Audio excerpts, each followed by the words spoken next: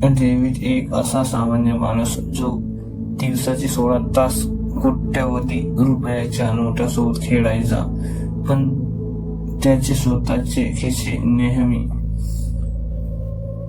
मात्र रिकामे असायचे. जे लुमिस फार्गा या मोठ्या सिक्युरिटी कंपनीत आर्मर्ड कारचा सुपरवायझर होता.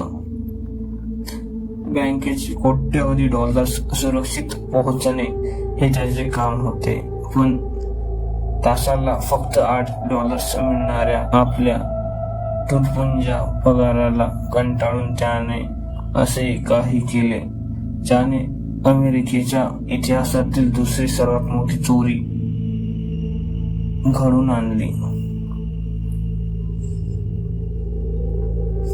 ही गोष्ट आहे 1997 ची. डेव्हिड हा निवृत्त फौजी होता ज्याने देशाचे रक्षण केले होते. आता तो आठवड्याला 75 ते 80 तास काम करायचा, पण त्या बदल्यात त्याला खूप कमी पगार मिळायचा. रिकामे खिसे आणि कौटुंबिक जबाबदाऱ्याच्या ओझ्याने तो आतून तुटला होता. याच नैराश्यातून त्याच्या मनात चोरीचा विचार आला आणि त्याच वेळी त्याच्या आयुष्यात एंट्री झाली एका मुलीची, कॅली कॅम्पबेल. कॅली सुद्धा त्याच कंपनीत काम करायची. ती खूप हुशार होती आणि रहस्यमय होती. नोकरी सोडल्यानंतरही डेव्हिड आणि तिची मैत्री कायम होती. एक दिवस कॅलीने डेव्हिडची ओळख स्टीव्ह चेंबर्सशी करून दिली. स्टीव्ह हा एक छोटा मोठा गुन्हेगार होता ज्याला झटपट श्रीमंत व्हायचे होते.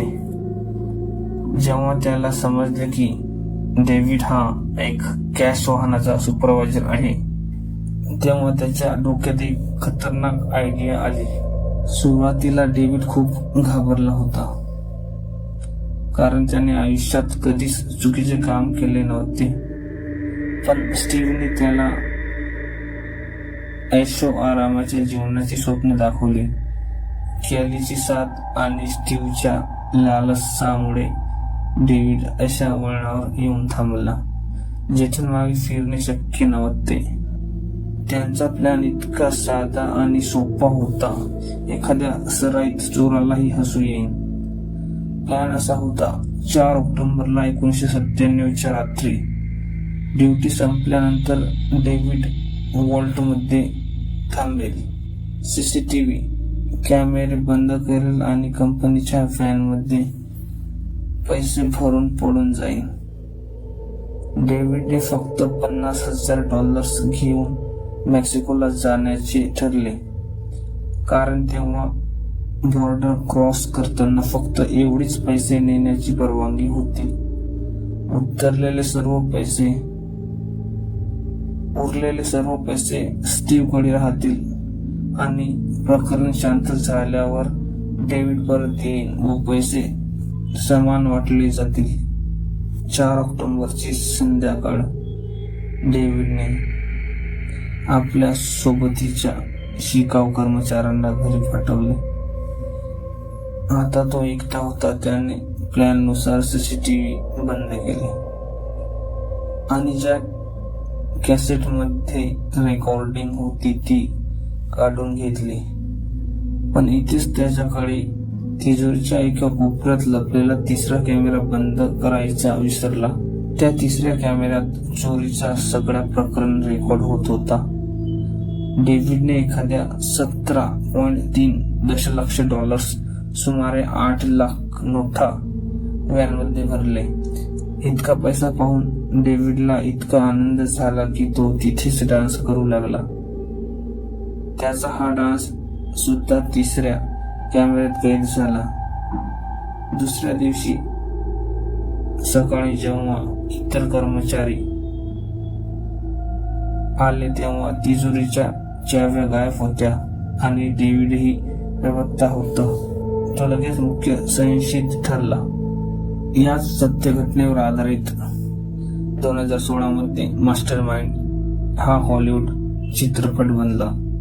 गंमत म्हणजे ज्या डेव्हिडने ही चोरी केली त्याने स्वतः या चित्रपटात कामही केले, पण दुर्दैवाने त्याला त्याचे पैसे मिळाले नाही.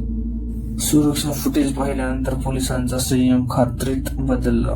चोरी करताना डेव्हिड कोणाला तरी सतत पेजवर मेसेज करत होता, ज्यावरून हे स्पष्ट झाले की तो एकटा नव्हता. 2 दिवसांच्या शोधानंतर FBI ला चोरीची कॅश व्हॅन एका जंगलात पार्क केलेली आढळली. आश्चर्य म्हणजे व्हॅनमध्ये अजूनही सुमारे $3 दशलक्ष शिल्लक होते, जे कदाचित जड असल्यामुळे किंवा वेळेअभावी चोर तिथून सोडून पळाले होते.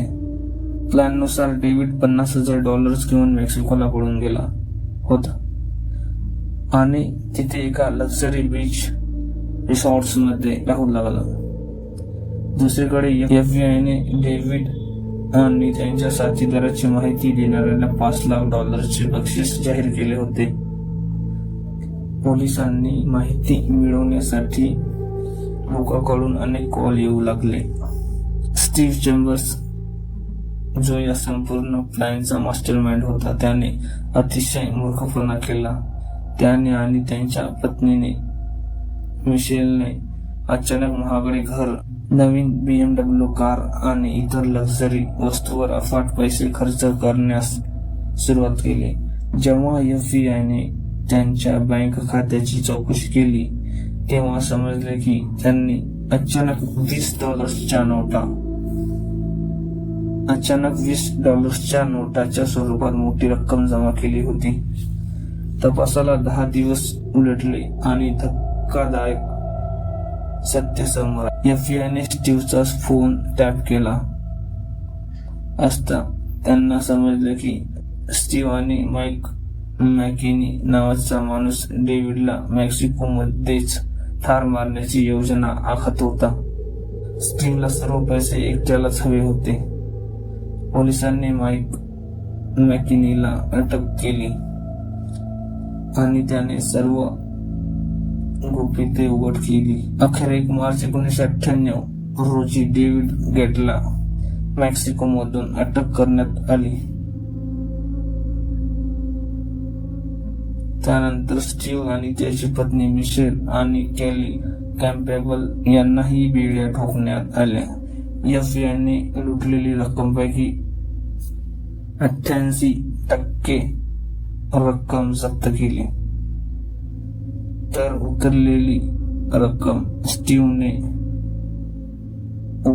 उडवली होती. स्टीव्हलाही 11 वर्षाची तर डेव्हिडला 7 वर्षाची शिक्षा झाली.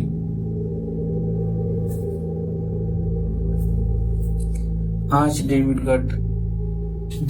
गट फ्लोरिडातील जॅक्सनविल येथे आपल्या कुटुंबासोबत राहतो आणि कंस्ट्रक्शन वर्कर म्हणून काम करतो. त्यांच्यावर अजूनही $3 दशलक्ष कर्ज आहे, जे तो त्यांच्या कमाईतून कधीच फेडू शकत नाही. तो सोशल मीडियाच्या माध्यमातून लोकांना आपल्या चुकांमधून शिकण्याचा सल्ला देत असतो. तर या मास्टरमाइंड चोरीची कहाणी तुम्हाला कशी वाटली हे आम्हाला कमेंट करून सांगा. अशीच कहाणी ऐकण्यासाठी चॅनेलला सबस्क्राईब करा.